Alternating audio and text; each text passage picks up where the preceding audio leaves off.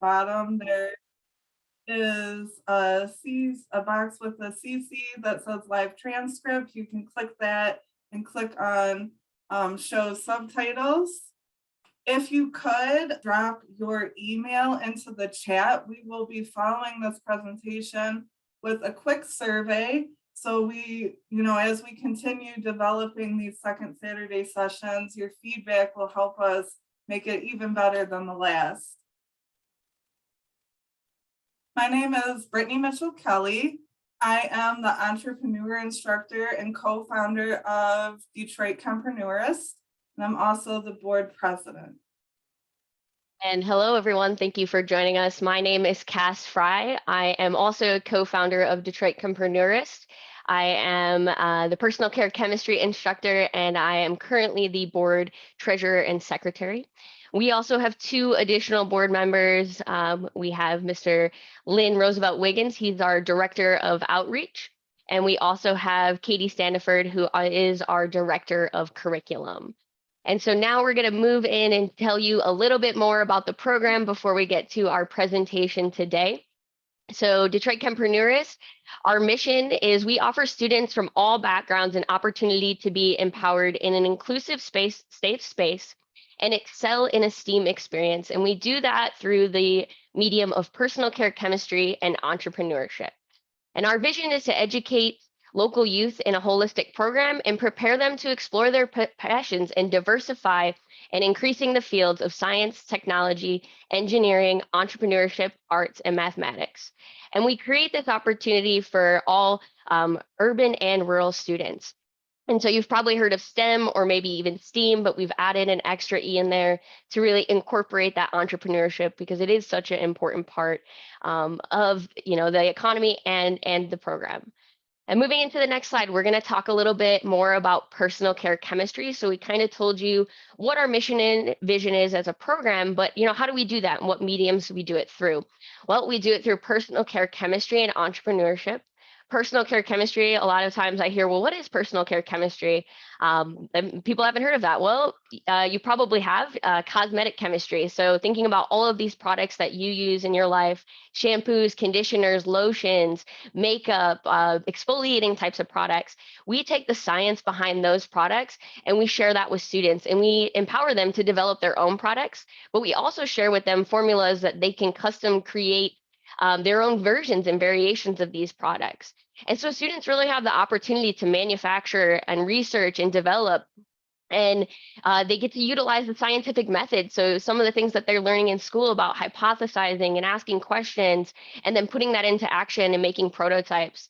We also teach them fundamental properties about these products like pH. They get to learn about mixtures and what that means. And they get to experiment. So the most important thing is get their hands dirty and make some things and get to share those with their family and friends. And so that's a little bit about the personal care chemistry side of the program. And now I'm going to pass it over to Brittany so she can share with you about the entrepreneurship side of the program. Thanks, Cass. So the entrepreneurship side of the program really encourages students to be creative thinkers and change makers in their own communities. So we explore their creative minds to generate ideas and really think about issues that might be impacting them, families, or community members, and how they can solve those problems. So through entrepreneurship, we start with just the basics. What is entrepreneurship? What are the skill sets of entrepreneurs? And from there, we start generating and thinking about empathy and how we can relate that to different settings, whether that be a store or a park. And then we start to really get into what entrepreneurship is and really helping them to develop their business ideas. So whether that's something that they develop in personal care chemistry, or their own unique idea, we analyze the opportunity that exists within their community, and then we help them develop their own market research for their idea. We help them prototype their products or their ideas, We also help them generate a business model of their idea and practice pitching to their ventures and stakeholders and investors. Next up, we wanted to quickly share our upcoming events. We've been planning and we're very excited to share these opportunities. So we have an ongoing cell phone fundraiser that will end August 7th.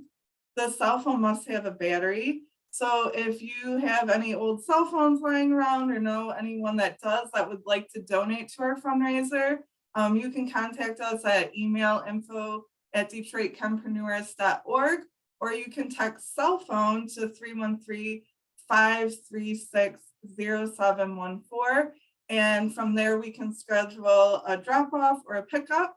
We also have 2 current active drop-off sites. So one is with our programming partner, Central Detroit Christian Community Development Corporation, and that's located on 1550 Taylor Street in Detroit. And then another location we have is Walking Lightly, and that's 1031 Hilton in Ferndale. As we stated, this is our first second Saturday session. So every second Saturday of every month, we are planning same conversations like this, but with different topics. So our next one will be a month from today, March 12th. We are highlighting women in entrepreneurship and STEAM fields. So the science, technology, engineering, entrepreneurship, arts, and mathematics fields, and personal care chemistry. We are very excited. March 16th, we are starting a hybrid programming with our partners, Central Detroit Christian. So we're starting that March 16th through June 1st. So that's every Wednesday from 4 to 6. We will be working with 8th and 12th graders. So if you know any 8th through 12th graders that might be interested in, learning how to start their own business or developing their own products, we will be doing this program on Zoom and at Central Detroit Christian site. So we'll share our link tree throughout this presentation. So the registration form is on there. You can access that and have any student or sign your student up to be involved in our hybrid programming. And then we will also continue carrying out these second Saturday sessions. On April 9th, we have another entrepreneurship session. And then in May, we will highlight mental health awareness. So with that, I'm going to pass it back to Cass. All right, so now we're going to go ahead and get started with the main part of the presentation and why we're all here for second Saturday. So at Detroit CHEMpreneurIST, it is important to us to celebrate Black, Indigenous, people of color throughout the year. And today, in honor of Black History Month, we are going to hear from 3 Black women entrepreneurs, Orma, Anastia, and Leslie. So we're going to go ahead and get started with our first presenter today, that is Orma. So Orma is the founder of Orma Smith Consulting, LLC. She is a licensed mental health and school counselor. Orma provides behavioral health consultations for schools and mental health counseling services to help her clients live healthier lives emotionally, physically, and spiritually. She is the co-author of a book, Just Understand My Perspective, addressing situations that drive people to the edge. So now I'm going to go ahead and pass it over to Orma.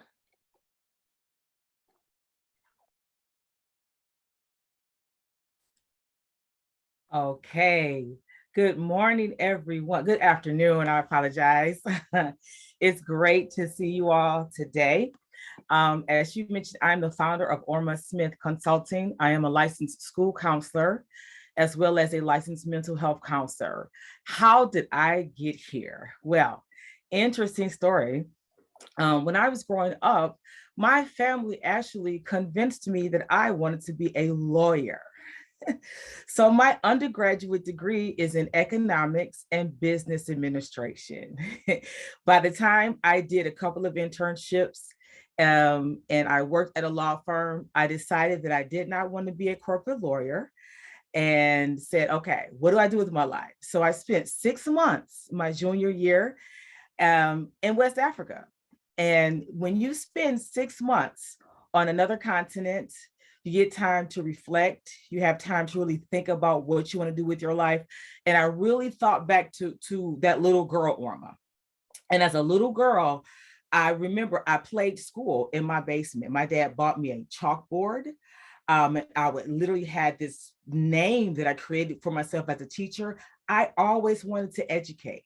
I always wanted to pour into. So I said, Orma, you want to teach other people.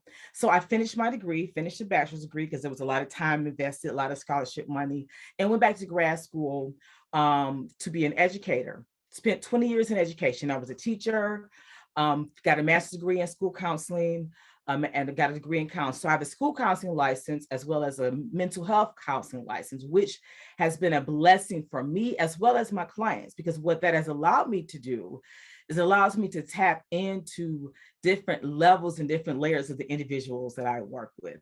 My journey into entrepreneurship has been amazing because in the schools, even working, I taught English, and that's how I met Lynn. I taught English for years. And was able to work in that vein. I was also a counselor. When I became an administrator, that's when I realized that the work that I did, so using those skills as the lawyer that I was supposed to be, I was able to see different layers of people.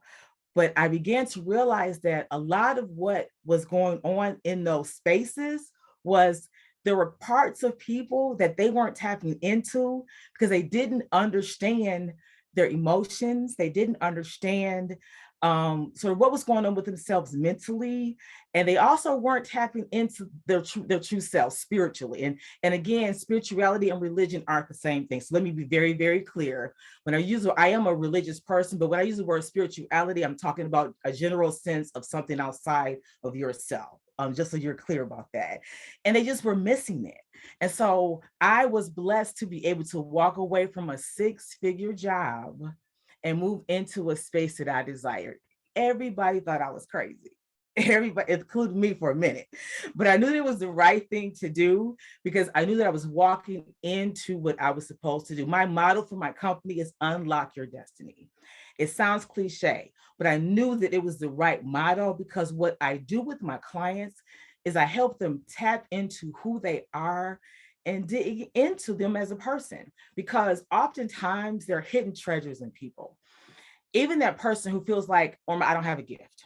I'm not talented. There's nothing in me. I've never did anything. There's nothing special about me. But once you sit with people long enough and you talk to them or you watch them, you figure out that there's something going on with them that they really don't understand and realize that they're doing. So here's one thing that I like to share with people. When I stepped away from my job as an administrator, and I moved into my job as a therapist 3 days a week, I actually work in an office. I work one-on-one with clients as a mental health counselor. So I do therapy with people. I'm a psychotherapist. And in that space, I'm able to help people sort of work through anxiety, depression. I work through relationship issues, career, lots of variety of issues. The rest of my time, I work within school systems. I do social emotional learning in schools. I actually work with school counseling programs, helping counselors work through college planning, behavioral health. But I also am helping individuals begin to discover what it is they feel like they need to be doing with their lives. And one thing that people tend to do is they fall into that comparison trap, right? Looking at everybody else around them. At this age, what should I be doing because of what that person is doing? At this age, my mom did this, or my dad did that, or I should have been, and they should have been. And what I like to do is I like to help people understand that your timeline is not everyone else's timeline. I am 49 years old. And when I look at my life and what I thought that I would have been doing with my life at this time, it looks very, very different than what it is. But I love my life. Why? Because I get to wake up every morning and do what I love to do and get paid for it. That's one of the greatest things about being an entrepreneur. Is it easy? No. I'm not going to pretend like it's easy, but I love it. And it's a whole lot of fun. So that's the greatest thing. Another thing about my entrepreneurial journey is this. When I made the decision to walk away from the job that I walked away from, I found myself not spending a lot of time having to initially to promote myself and not spending a lot of time having to get out there. Now, promotion and advertising is extremely important when you're an entrepreneur, depending on the field you're in, because that's how people get to know you. But because I had developed a reputation in the field, and I tell young people this a lot when I'm working with young people and talking to them about their career path, you have to become an expert in what you do. You need to become someone who is crafted, who is gifted at your craft, and you got to have a lot of knowledge. But you also need integrity, have a good reputation, and treat people well. If you're good at your job, you treat people well, and you know what you're doing, people will look for you. That's what happened when I began to move out into my field. When people realize, oh, she's no longer working in this system, she's out here on her own. Let me call her and ask her to come do this. Let me call her and ask her to come do that. And that's what began to happen in that space. I didn't do a lot of advertising. What happened was people realized, oh, she's left this district. Oh, she's available. Her time is free. And because I know she can do these things for my organization, she can do this for my system, let me bring her into this space. So your reputation is something that's extremely important. It's one of the biggest currencies. And these other two individuals who are going to speak next can tell you your reputation. You can hire the best social media manager. You can hire the best consultant to advertise for you. They can get you 95 gigs. But if you do that job and you do poor quality work, you don't follow up, you're not doing well, they're not going to call you back. So all of that work you do up front to bring yourself into that space, if you're not able to follow through with quality services, if you're not able to follow through and get the things done to get you there, then you end up not being able to give and follow through on what it is that you've promised. So that's the other thing I like to make sure people understand when it comes to entrepreneurship is you got to be good at your job. You should have integrity, and loving what you do is great, but being good at what you do and producing on what you promise is extremely important. Other things that I like to share and to think about, and I lost my notes, by the way. That's why I'm trying to make sure that I'm staying on track and not talk too long, because I had notes, but they just disappear. So I don't want to spend too much time talking and going off track. But one thing that I definitely like to talk about when I talk about my entrepreneurship journey is that I like to being organized. Time management is key. What I had to realize that even though I have this bachelor's in economics and I could very well manage my own finances, I don't. I hired an accountant. I made sure that even though that's a piece that I could do myself and I could sit down and make sure that everything was in order, I took it off of my plate. I have someone who that's her full-time job. I pay her to do it so that I don't have to sit down and do that. And that way I can focus on other things. So that piece, I've moved it over here and I've allowed myself to spend time continually learning and growing and focusing in on those things. That way I can do more professional development. I can spend more time with my clients. I can read more books. I can take care of myself in other ways in building and developing my craft. And I think that that's another thing that's extremely important. You always want to learn. You always want to grow. You can never have too much knowledge. There's always room to learn. There's always room to grow. I have conferences that I go to. I'm reading books. I'm connecting with other professionals in the field, listening, talking, learning, growing. Yes, I'm an expert in my field, but there are other people who know more than I do. So I learn from them. I talk to other people, continuing to grow, making sure that you're up to date on the latest things, the latest technology, the latest theories, the information, make sure that my clients are getting the best because I'm getting the best information that I have. One thing that I really enjoyed was the process of writing this book that I wrote. And that was a journey because it forced some things out of me. I actually was writing my own book individually that I have yet to finish, but I ended up with a friend of mine co-writing a book. And we actually did it in 3 months' time, which blew my mind. And the reason I'm sharing this, and I'm going to tell you why, because it goes back it's a lesson I learned in that. And that's the reason I'm sharing this. I started writing the book probably 4 years ago now that I haven't finished. And there's a reason I haven't finished it. But when she and I started this book, the reason we finished it in 3 months is because of accountability. We started writing, we hired a publisher. The publisher said, when do you want this to be done? And we gave her a timeline. She said, okay, you want it to be done by now? She gave us timelines, she gave us dates, and she said, this is what you had to do. And because we had accountability, and because we had a structure, and because we had that timeline, it was bam, bam, bam, bam, bam. We got it done. She was following up with us. She was moving with us. And it became this project that wasn't, I didn't feel pressure. I felt inspired. And that's why I felt it was very, very important to have that piece and to have that move forward, because she allowed us and helped us to be within that structure to get things done. So that's why I felt the need to mention that piece, because there's structure that has to go along with that. Because that was one of my challenges with being an entrepreneur, was my time management. It was like, man, I have a little more extra time in my day. I'm not in the office from, what was it, 9 a.m. to 4 p.m. What do I do with this time that I have? Got to have some structure. So make sure that your days are structured, that things are going the way that you want them to go, and you're able to make sure that you get everything done that you need to get done. And I'm looking for my notes because there was some points that I wanted to make to get across to you guys so that you understood this journey that I've taken to entrepreneurship. I won't be able to find it, but here's the other thing. As an entrepreneur, you want to know and understand that you are your greatest asset. You may have invested and have lots of financial resources. You may have real estate. You may have lots of things that are material things, and they may be going very well for you, but you are your greatest asset.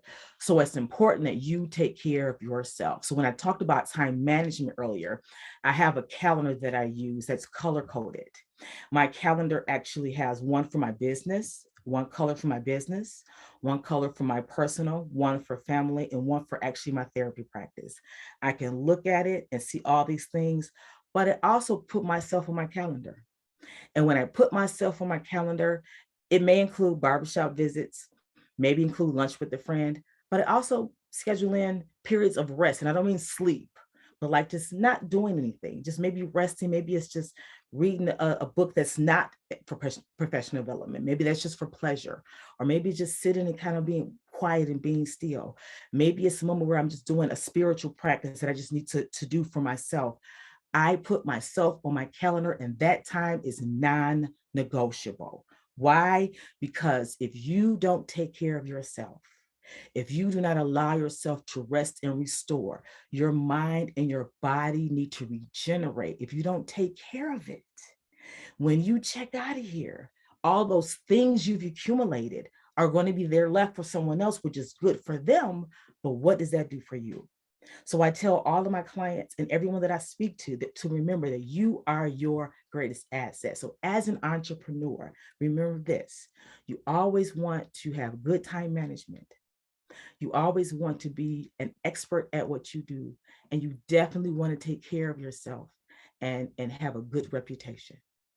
I think that I've touched on all my points, and I'm going to leave everything else for the Q&A. And thank you very much for your time this afternoon.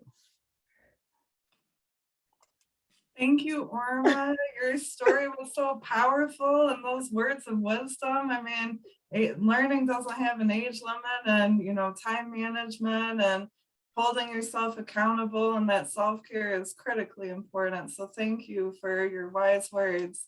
Next up, we are going to introduce Leslie M. Allen. And Leslie Allen has worked with and sold to every class of trade within retail for consumer packaged goods. With 20 years of experience, she has been responsible for over 80 million in sales and has sold over 1,000 items. Leslie is owner and co-founder of Comedic Sales Solutions, a sales planning and executional partner for manufacturers and retailers. Her experience includes trade marketing, customer development, and focused analytics. That being said, I'm going to pass it to Leslie now to share her story.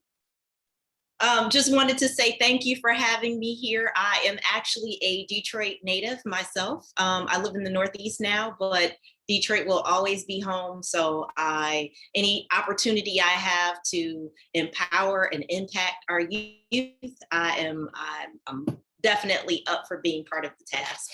So following Orma, oh my goodness, Orma, you are amazing. You are a tough act to follow. And I must say that I join you into being a teacher as a child. I've taught over 20 stuffed animals in my time. So it was interesting to hear you say that, because that was my favorite pastime as a kid as well. So to tell you all about how I got here, I actually had Entrepreneurs for Parents. So they had a jewelry store in Southfield, Michigan. We were supposedly the first Black-owned jewelry store in the state of Michigan. When my father passed away, we ended up closing the store, but it set the seed of being an entrepreneur. I watched my parents do everything. They wore every hat within the business. They taught us how to do everything from the financial piece of the business to the marketing to the selling, which is what I do, as an adult now, is selling products. As mentioned, I have worked, well, I don't think they mentioned it, but I've worked for several different Fortune 500 companies in my time. I've worked for Colgate-Palmolive, Bayer Consumer Care, Church & Dwight. And as Orma discussed, it's really important for you to build your craft. And so in some situations, you can come right out and be an entrepreneur and learn as you go.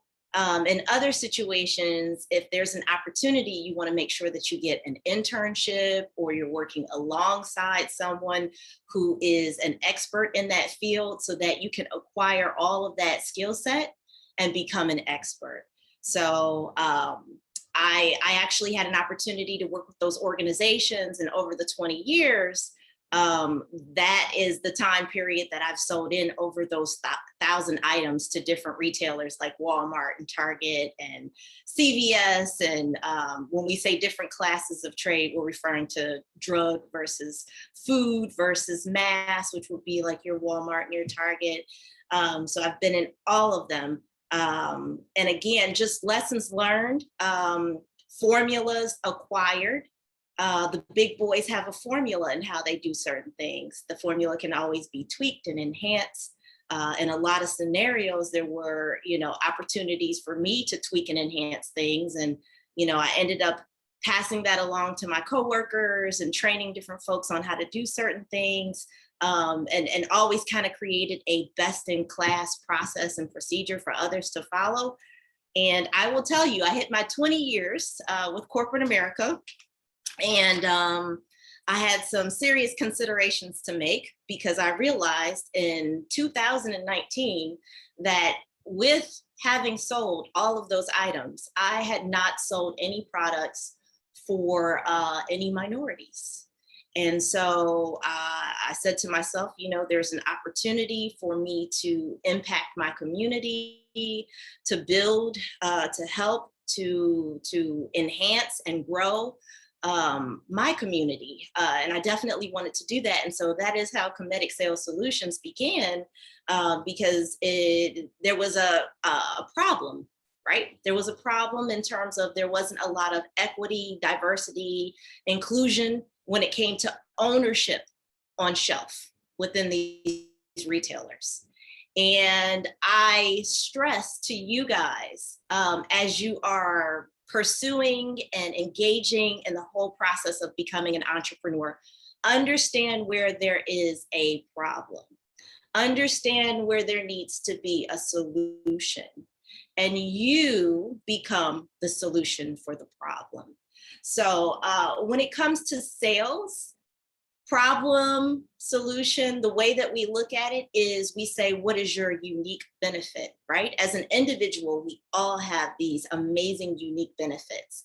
When you are in the lab and you're creating your new product, or you're thinking about the service that you're going to offer, make sure that your product or your service solves a problem. That opens you up to a definite group of people who will need you, and it's going to make you successful. What else should I tell you guys? Yeah, you just definitely want to make sure that you're focused on also a SWOT analysis, right? So Orma talked a little bit about making sure that you're an expert and that you understand the landscape of your particular field, right? You want to make sure that you understand the SWOT analysis. If you guys don't know what a SWOT analysis is, it stands for strengths, weaknesses, advantages and disadvantages. You want to make sure that you're understanding the landscape fully, and that you know who your competitors are, how they're performing, what their unique benefits are compared to who you are, and the services or the products that you're offering, and what your competitive advantage is compared to everyone else out there. That's absolutely mandatory for your success, is to fully understand that, to completely analyze, your particular field, to know where your lane of success is. Where do you fit in, and where can you provide, again, solutions that may not be currently out there? Let me see. There's a couple of other things that I did want to tell you guys. Another thing that kind of sparked my interest in pursuing an entrepreneurial career after being in corporate for all this time was, again, the fact that I felt like there wasn't necessarily a table available. And I was like, you know what? Here's an opportunity for me to build the table. There's not a seat presently in 2019. Things have changed drastically. Now, we had COVID that hit, and then shortly after COVID, we had some social unrest that kind of disturbed a pretty poor ecosystem, in my opinion, right? Our pre-2020 scenario needed to be shaped up. And again, we had some civil unrest that kind of led to a new movement of people being more conscious and aware of diversity, equity, and inclusion. And in that process now, you have retailers that are very cognizant about making sure that they have diversity on shelf. So if you are coming in now as an entrepreneur, you are developing your product, it's a very good time, for you to be presenting the world with a solution as an entrepreneur, because all eyes are on everyone. But yeah, so I decided, going back to that whole concept of creating the table, I decided, you know what, there's room for us. We aren't currently available and accessible on shelf. We don't have ownership on shelf currently over all of those items and companies. I represented over 150 different manufacturers. And again, of the 150 different manufacturers, none of them were owned by African Americans. We represented roughly 2 different minority owned companies. And there was just a huge opportunity. So I decided to be part of creating the table. Now, another thing that I wanted to throw out for the group is, it's something that Orma had mentioned about knowing that you are unique and special, and that you are the sauce. You're the special ingredient in the sauce. It's you, right? With that being said, never get discouraged by the fact that there are competitors. It's okay. Operate like a child of abundance. There are plenty of opportunities out there for you, and it all will work out in your favor. So you want to understand who those competitors are, but you want to keep moving forward. You want to accept any failure that may come your way and recognize it as a lesson. We call that falling forward and failing forward. Nothing can stop you if you are always looking for, again, solutions to problems. Problems will come. You can overcome all of them. Be mindful of that. Stay vigilant in your pursuit of becoming an entrepreneur. Stay kind, stay mindful. Orma mentioned again about relationships. Make sure you mind all of your relationships and value them, because you never know how folks are going to be part of your bigger picture long term. With that being said, what is another thing that I had on there? One of the biggest recommendations that I can give folks who are getting started as well is to be mindful of building a team. As an individual, there is only so much that you can do. Some of the work has to be outsourced. Some of the work has to be done within a team that you will have to create. This goes back to mining your relationships. This goes back to something Orma said about, recognizing the beauty in other people and their unique benefits. If you're always looking at someone and understanding what beauty they offer, you never know when you might have to go back to that person and say, hey, I've got an idea and I want you to be part of this. I think you would be a great piece of the puzzle.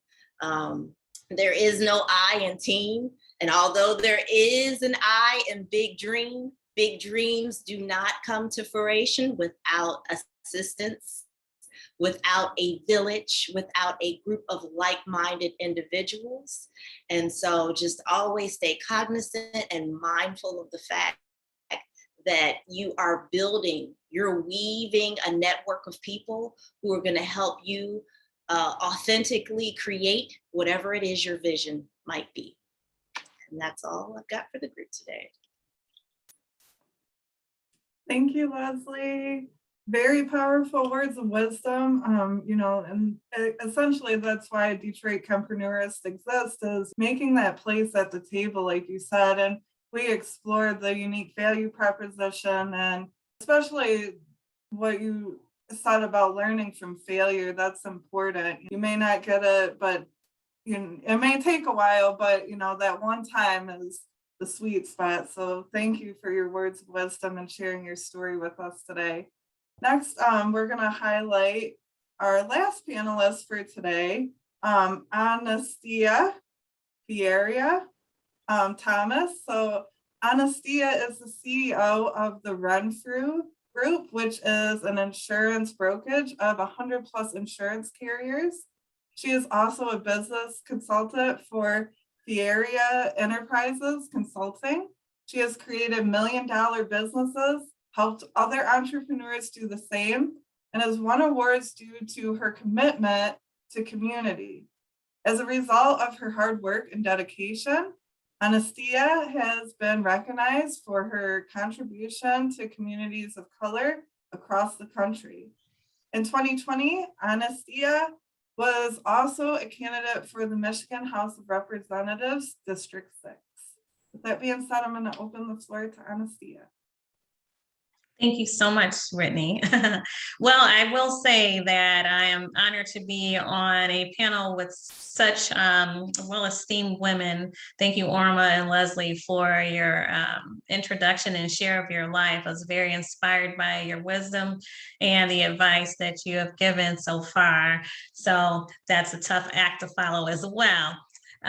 So hi everyone, I am Anastia Thomas. I'd like to categorize more of my career as in a word of being an evolutionary, because my career has evolved consistently into various aspects and perspectives in business.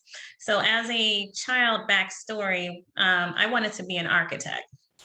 And it was because my dad had gotten me a Barbie dream house that I really loved, and he didn't want to put it together. And so he challenged me to put it together. And from there, I was just set on being an architect when I became an adult. Well, in the interim of that, I started interning at the age of 12 with my aunt, who was a fashion designer in Los Angeles. And through that time, I did that for every summer with her and working with A-list celebrities, but she threw me right into the fire as someone. I wasn't really a typical what most people may have an intern do, like pushing papers or doing something like that, or administrative work more so. But she really had me working with clients. So at 14, my first client was Prince. And then I went on to designing and doing other things once I got into college.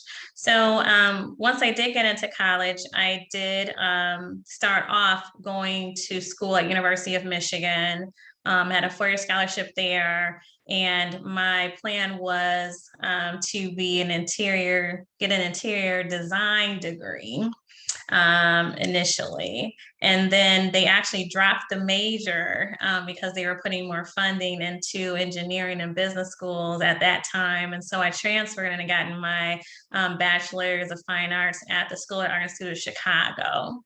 So I traded in my 4-year scholarship for a partial one. And so in that, I really enrolled. I really didn't know what I really wanted to do at that point, because I did register to be more of an interior architect major at the School of Art Institute of Chicago. And I went to that class and they wanted me to draw a wall, and I was like, this is not for me. Like that at lunch break, I went and changed my registration and I quickly enrolled in fashion design. And that was because fashion design was something that I was innately doing naturally, but I never saw it as a career. I think growing up, fashion design for me and what I was seeing was, even though I had an aunt who invested in me as a mentor, I really didn't see how I could really profit from it so much as taking it seriously as something that I would do. But I was able to really see it as something that you could really go through and actually thrive at it and being focused. So with that being said, I did start my fashion design business in college. So while I was getting my degree, I was within my career. So I was flying between Chicago and Los Angeles and New York on a frequent basis. And that actually is how I got paid my way through college, was working on all of the A-list celebrity work. And so there came to a point where I was in a place of where, being a designer, I wanted to learn the business aspect, because I had the haute couture aspect and everything that was dealing with creative. And yes, I could see my work on TV all the time in magazines, but I didn't understand how it operated. And so what I did was I started interning at various fashion houses for free, and just learning from all the departments, from management, marketing, accounting, you name it. Like I was just like working and learning a lot about it. But what ended up happening was I started getting people calling me, asking me about consulting. They wanted me to consult them on their businesses. And I didn't consider myself as someone as a consultant, but I did notice, because I was doing so much in getting knowledgeable, I started just sharing so much with other people and sharing information to help other people thrive within their careers. And with that being said, I started my consulting company and doing that as well on the side.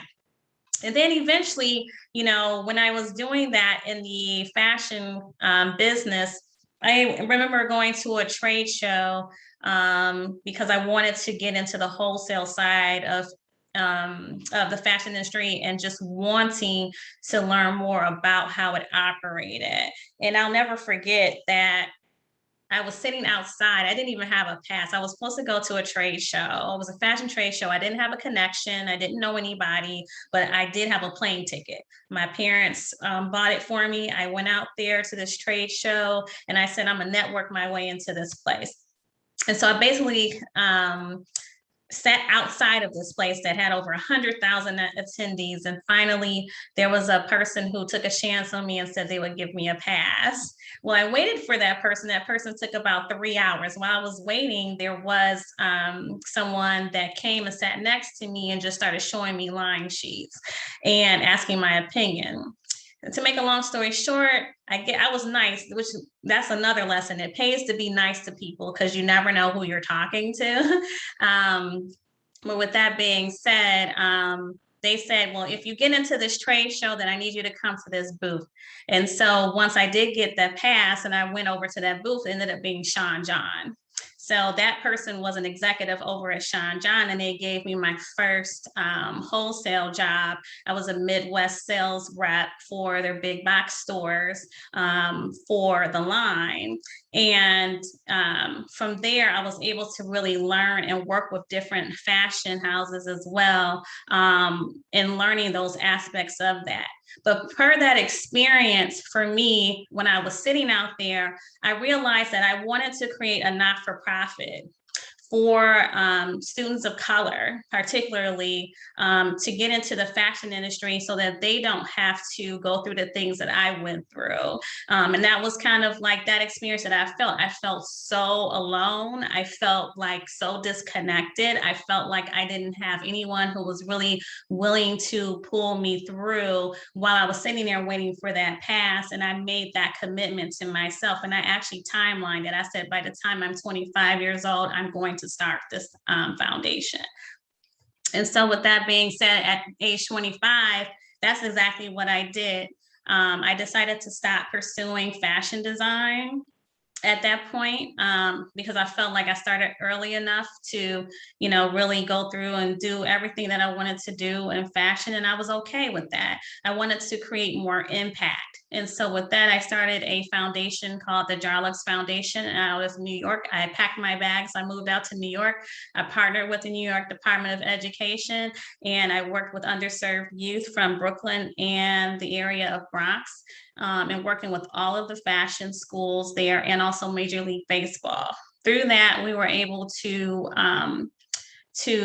donate and actually raise funding for students for scholastic scholarships. And we also obtain internship opportunities for all of the high-end fashion houses for them on the corporate side. And so from there, it really evolved to a whole different other side of the spectrum for me, because I started getting into finance. At that point, my father had gotten sick, and it was a decision that I had to make whether or not to come back to Michigan. And so I decided to. And I decided to start my own insurance brokerage, which is where the insurance company comes into play. And I started off as a captive agent for Farmers Insurance. I did that for a while. With that, we built a $10 million book of business with my agency, and I started it with $0. I worked in a small cubicle with the regional manager in his office, and then I just took off after that and then opened up my own retail location. And I've been doing insurance for about 17 years, going on 18 this year. In October will be my 18th year anniversary of being in insurance. And I love sales. So that's really something that I love to do, because it gives me an opportunity to work with people. And with that, I decided to go from being a captive agent to being an independent broker. Because I think one of the main things is looking at, it's really good to get a lot of information and resources to build. It's nothing wrong with working for other people. There's nothing wrong with doing other projects with other people and other companies, especially if you're learning from them and you're pulling resources from it to help you in what you wanted to do. And one of the main reasons why I started off as a captive agent was the fact that I knew that my end goal was to be an entrepreneur when it came to insurance and having my own independent brokerage. And I said to myself, if I wanted to make the best place to make mistakes, if you are going to make them, is in that phase when you're actually working with someone else. And that you're learning from those things, so you know what you want to do and what not to do, and being able to better your business when you get out on your own, because then you'll have some familiarity with how things are operating and how things go. And I think that was like the biggest lesson that I've learned from that. Was that really prepared me. Working with them really prepared me as to how I really wanted to run my business specifically. So now we have over 100 insurance carriers. The other thing is we make 7 times more off of a deal because we are independent, doing the same thing. The other thing is that we're currently in franchise development. So I'm working to really expand it as we are becoming the first managing general agency that's African American owned in the nation, period. And my whole goal is to become more of an educational trainer in helping other professionals that are minorities really get into the financial service industry. That's really important to me, which brings in the whole point of me going into impact. So throughout my career, though I've had this for-profit, I have been a very involved person in community. I really believe that any and everything that you do as an entrepreneur, you do want to make sure that it has impact, that you're impacting other people, that you're leaving a legacy, that you're helping other people who are not as fortunate as you to really come up off of the ranks, and being able to share your knowledge and expertise with people, because otherwise I feel that your purpose is just unfulfilled if it's more of just, making profit and getting awards and things like that. The reality of it is, for me, is what has kept me going more so for me is the lives that God has actually allowed me to help change more so, in being able to see how amazing and how successful they've become based upon being able to share or help them in some kind of way. And so with that being said, I've always been in community, doing community service. I've been, president of a chamber of commerce. We surfaced over 3,200 Black businesses at that time. When I was president, I've also been a director for an organization called Walker's Legacy, where we've helped women of color thrive and receive funding resources for their businesses. A very big impact that I've had is I was formerly on the Federal Reserve Bank of Chicago board of African American Initiative, where I introduced character-based lending, which for metropolitan Detroit and that area has been over $1.2 billion that has been funded to, businesses of color in this area, specifically in order for them to have an opportunity, as opposed to having credit or having, some kind of reserves financially that typically can be more of a red tape in being able to thrive and move forward in their businesses. Another thing that I actually got into as well was I did start a water line during the Flint crisis, in which I'm leaving to my son. It's like I started it and did some beta testing, but I really did it just more of like an ad hoc situation, but also just going into other things that impact the community, which is what it means to be more of an economic development strategist, and also being in strategic partnerships and bringing people together and bringing resources together for the greater good is really more of where my community work really lies, which is why I brought over $800 million recently in federal funding to Highland Park for their through the census, because I was the chair for that at the time. And so I say all that more so with the community work and all the other things that I've been in is really just don't be afraid to change. Because I think sometimes we think that we have to stick with the same exact thing because we went to school for it, or it's something that people expect for us to really continue on and deal with. But for me, I'm the kind of person where it's like, hey, I can do this for a year, 2 years. If my heart's not in it and I feel like that I fulfilled my purpose, then I'm going to move on to the next thing. I believe that we have so much talent that we can actually do multiple things. A lot of times we can't do them all at the same time, but a lot of times for us, we can transition if that's something that we want to do. You have the right to change your mind.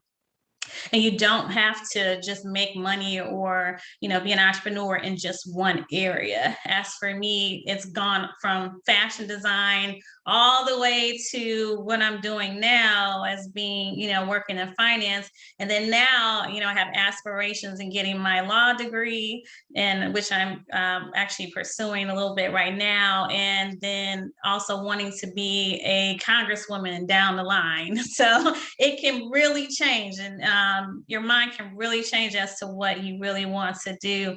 But I can also definitely say that that's been the most exciting part for being an entrepreneur for me, is the fact that you do have the power to change your mind. You do have the power to evolve, and being able to create what kind of entrepreneurial world that you'd like to. And I believe that the world is really your oyster, and there's no limit to that. No matter what anyone says, and no matter what someone's opinion is, you do definitely have to be true to yourself and make sure that your heart is really in it, in whatever you do, because you don't want to waste your days in being in an unhappy space. And for me, I think the biggest challenge as being an entrepreneur is, the biggest challenge I think for me was also just dealing with things that were challenges, that were roadblocks that just come off left field. So that definitely, I've had those that were really, really far out there. But I think the main thing for me was just really keeping a focused head, and just understanding that, hey, no matter how tough it is, you're going to have those days where you feel like, oh my goodness, what am I doing? There are sometimes you're going to feel like you're literally by yourself out on a ledge trying to figure out, okay, I don't even know if this is even worth doing. And so your whole emotions and where you are, and even your economic and finances may go into a roller coaster in that, but understand that the consistent denominator that is common is you.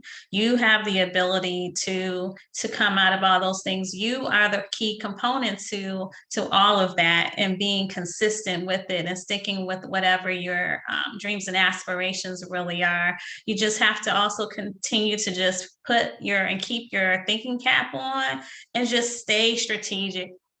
I think that's one of the things for me, is like, even when there's a curveball, you just reconfigure your strategy. If it's, it didn't go exactly like how you planned, you sit down and you figure out how you can actually reconfigure that to keep going. So my encouragement is to just keep going and be inspired with it. And I think for me, I'm a mom. So the other thing is more of like what I leave behind. So I am a mom to a beautiful 3-year-old son, and it's the best job ever. And I think for me, it's just more of, I've had these different roles, but nothing beats being a mom, and then nothing beats being a mompreneur. If you can look at juggling all of that and being an entrepreneur and managing everything else, is really different when you have a little human that you're in charge of, more so in raising, who literally has their own mind, and you can't manage them like you manage a business. This is totally different, because really your kid is the boss at the end of the day. But just really trying to, juggle that has been a beautiful hard, and it's something in a position that I would never regret. And anyone that is a mom or wanting to have a child, it definitely is very much doable. But nothing tests your strength more as an entrepreneur as being that, and also running your business. So I like I said, I think the main thing is just being your impact, is making sure that if you have a business, just make sure you are connected to your community, and whatever way touches your heart, whatever issues or concerns with the world that is something that is important to you, make sure you do that. Like, I actually looked down and I realized that I've personally one-on-one mentored over 300 women, in their businesses, and helping them go further. And with that, to be able to see where they are now in their careers and, what has evolved from that, which also includes family for them as well, it's just been, that's priceless.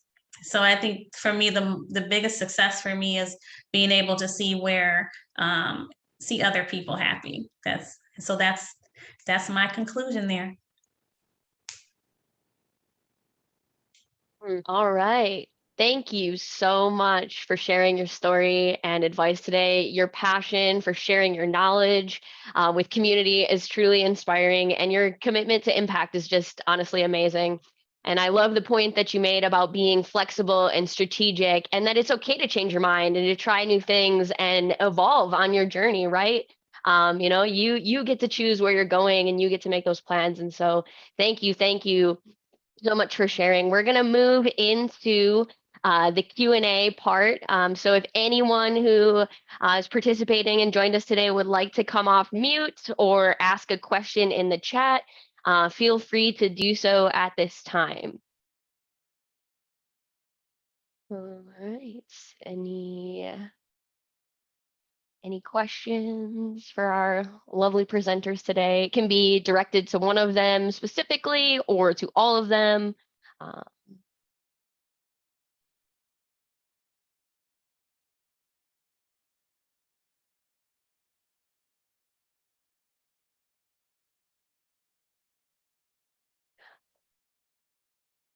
Looks like Vanessa, you came off mute, but I don't hear anything. Can anybody else hear Yeah, Vanessa? no, Oh, I was there you are. doubly muted. Sorry about Okay. that, y'all. This is for all of you, but in your day-to-day life of being an entrepreneur, what is something that you really, really love? All right, let's start. Do we want to go in the order of our presenters? So maybe Orma, do you want to go first? What do I love? Getting paid to do what I love. Honestly, I love being able to just do what I truly know that I was born to do and getting paid to do it. My last job sent me to the hospital. I thought I was having a heart attack. And because that job, I was getting paid 6 figures, right? That's why I stayed there as long as I did. It sent me to the hospital. But this job, I love it. So that's what I love. Thank you. Let's go ahead and go to Leslie. What I love about being an entrepreneur is the fact that I get to authentically be myself. What do I mean by that? Whenever you work for a corporation, you have to either fit in their culture or adapt and put on your invisible uniform, right, to fit into their culture. With being an entrepreneur, you are building the culture. You are the culture. You get to be completely authentic to who you are, express yourself, bring your experience and your personal journey along with you. It's art. It literally is art. Your business is your art, and it's a true reflection of who you are. Mm-hmm. So that's what I love. Thank you. All right, Anastasia, let's go to you now. For me, there's a couple of things. I like the fact that no matter how well I plan my schedule, my day doesn't go anything like it's planned. It is like consistently, it has exciting, and it is just like you just don't know. And I think that's what keeps me very intrigued with being an entrepreneur is that. And I love talking and meeting new people. Like today, like I'm on here with all of you. We haven't met you before. I'm here, speaking with wonderful ladies like Orma and Leslie, and just being able to learn more. And I think that, that's what I love about our life as entrepreneurs is that we have more of we are in charge of navigating all of that and being able to embrace all of that and learn from it. That's what I really love about it being a day-to-day. Thank you for sharing that. Anyone else that's participating have a question that they would like to? Oh, looks like we've got something in the chat. So in the chat, we have, thank you all for such an incredible presentation, such an impressive group of Black women. My question is related to working in industries where Black people are not typically represented. Being in spaces where we typically don't have a seat at the table, how do you make time for self-care, and what does your self-care look like? So why don't we, let's flip it and go in reverse order this time. So Anastasia, you want to start? Absolutely. I am totally going to attest to this. With my career, I had, worked consistently to the point where I didn't even look at my bio. I think I looked at my bio for the first time when I ran for state representative, but I never actually read it. And when I looked at it, I was like, oh my goodness, but I also looked at, and I said, oh my goodness, because it was the fact that I spent so much time working behind the desk with my head down as an entrepreneur and not really enjoying my life like I should have. And so I always reflected back on that, because a lot of people say, oh, I'm a wrestler, I'm going to take a vacation after I reach this certain pinnacle in my career, or make this certain type of money, or do this and do that. And that is, to me, is the wrong advice and mindset. And so what I do is, some of the things is, I literally don't even take, I don't even give my clients, most of them, my personal self because I had to cut that off, where I limit things at 5 o'clock, I'm done. Because my time is with my son and raising him, and what our family time looks like. I don't give out my cell phone for business calls. They have to call the office directly, or if it is, it gets redirected right back to my business line, so I can separate that. But also what my office life looks like with, I had to minimize in taking my business work out of my home and keeping it in my office. So where when I leave, that's where it stays. And that was a personal discipline that I needed for myself, because I just didn't turn it off. It was like a thing where I'd be, sending stuff at 3 a.m, 4, 5, 6 in the morning, or people are calling me at those times or sending me messages at that time.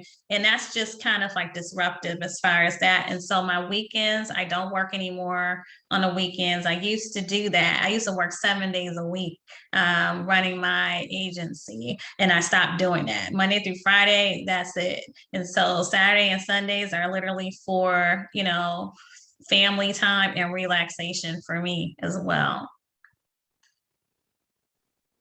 Great. Thank you for sharing. Leslie, do you want to provide an answer to the question? What does Sure. self-care look like for you? I'm impressed. I got to tell you, I don't have personal boundaries set up as well. And it's something I'm definitely working on. I had to take small chunks. I actually am more of a workaholic, which is not healthy. It's not good. It's something I've become very cognizant of. I always bite off a little more than I can chew, to be honest with you all.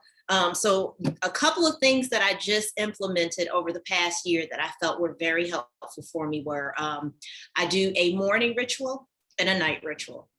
And in both, I have meditating in the morning. I do affirmations.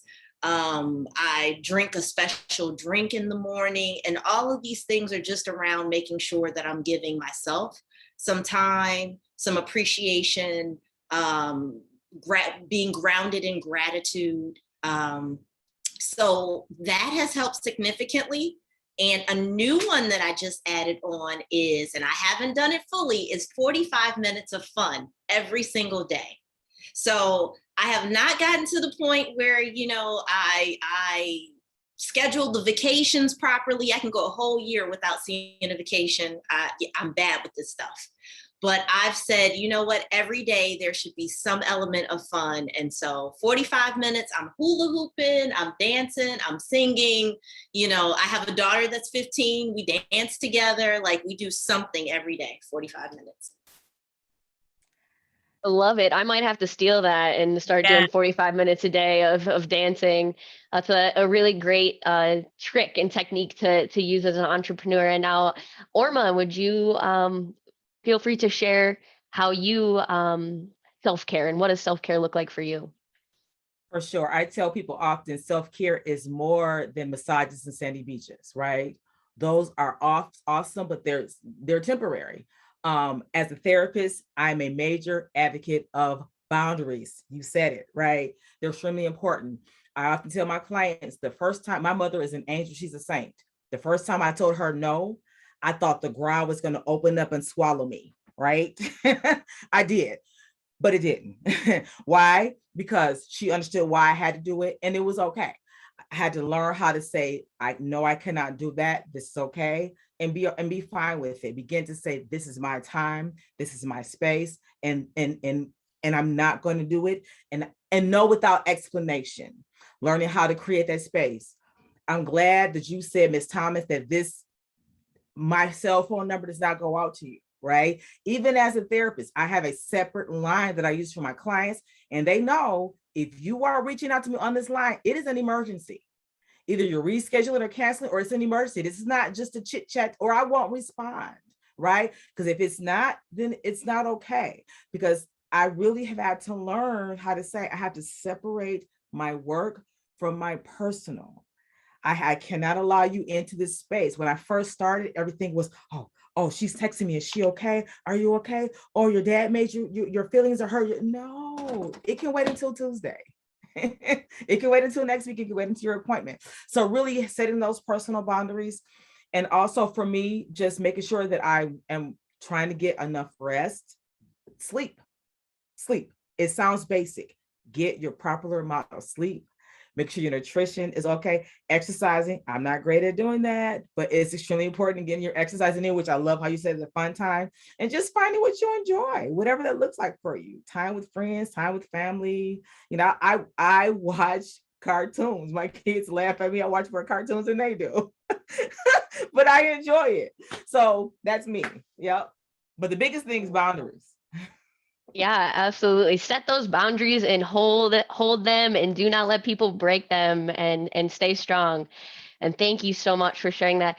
Are there any other questions from any of our participants before we move on and kind of wrap up? We're getting very close to 1:30. No, it doesn't look like anyone's popping out. If you do think of something, feel free to drop it in the chat. We did share in the presentation the emails are available, for our presenters today. So if you have something and want to reach out to them separately, those were in the slides. All right, so we're going to go ahead and move on to the concluding kind of today's presentation. And we want to, thank our presenters again. Thank you so much for sharing your stories and your advice. As well as our participants, thank you so much for joining. This will be available on our YouTube if you want to watch it again, and you want to hear any of those stories again. I know I'll probably be watching because it was truly inspiring for me, and I'm feeling very ready and motivated to work on this Saturday. So I don't know what that says about me as an entrepreneur, but so Detroit CHEMpreneurIST, we are actively looking for participating classrooms, schools, and organizations to host our workshops. We shared with you a little bit at the beginning of this presentation on what our workshops look like and how we share personal care chemistry and entrepreneurship students. We did also mention we do have an exciting hybrid program coming up. So if you know any students, then 8th through 12th grade that would be interested in our program, or if you know any schools or organizations that would love to partner and host with us, we would love to learn more and to set up those relationships and have those conversations. Some other ways that you can help us in our link tree, which I've dropped in the chat.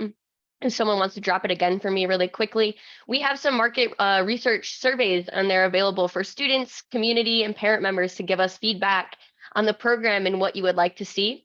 We're also interested in having you connect us, like I said, making those connections to any organizations that may be interested in partnering with us.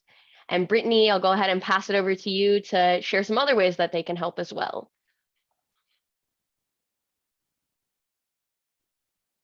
Yeah, sure. I just shared our link tree again. So that is our hub for everything that we do. currently, so we are a newly founded 501c3 organization. We were founded last May, and so we really need help getting our funding efforts to allow us to expand our efforts and do more wonderful things. So that is ways to help us fund our efforts are also on our link tree. We also are actively seeking guest speakers. So as stated before, we want to continue these second Saturday sessions. So if you know anyone in the STEAM, the science, technology, engineering, entrepreneurship, arts, or mathematic fields, we'd love to be connected with them. You can reach us at info@DetroitCampreneurs.org. Guest speakers outside of our second Saturday sessions, we also include them in our programming whenever possible. So that's really dynamic for students to hear stories like your story today, and can really make an impact on their lives and directions as entrepreneurs or in the STEAM fields.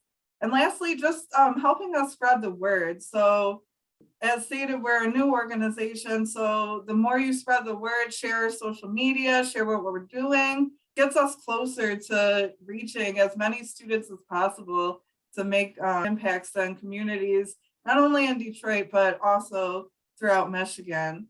So one last thing we want to share before we close out today, and we're going to make an effort to start sharing this in the future at second Saturday sessions and also on our website, is some resources. So these resources today that we wanted to share are special to entrepreneurship.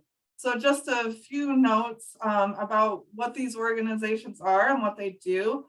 Prosperous is a place-based economic development initiative that builds and sustains neighborhoods and helps entrepreneurs and small businesses. So they offer entrepreneurship training and micro-lending.